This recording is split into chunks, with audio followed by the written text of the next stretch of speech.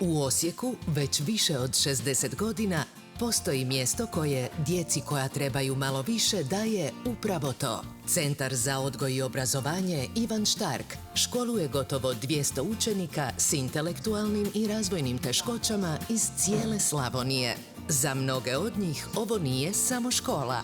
Ovo je drugi dom. Radimo u školi po 2 programa. Program za djecu sa lakšim intelektualnim teškoćama, poseban program uz individualizirane postupke i plus program za djecu sa većim teškoćama u razvoju, program za stjecanje kompetencija u svakodnevnom životu.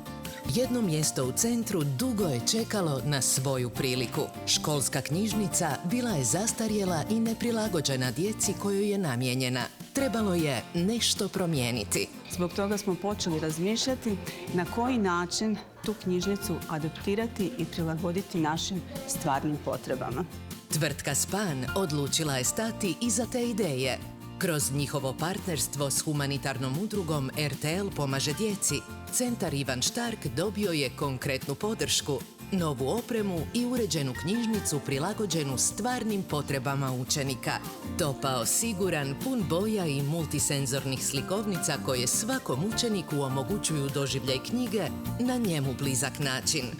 Leptil je bio u toplim krajevima i plivao. Zato što je leptil ustav.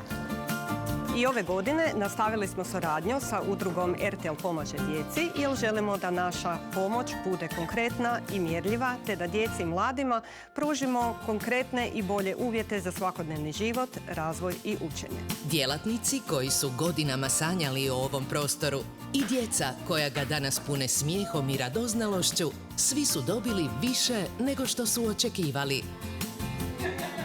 Projekt je završen, ali priča ovdje tek počinje, jer svako dijete zaslužuje svoju šansu.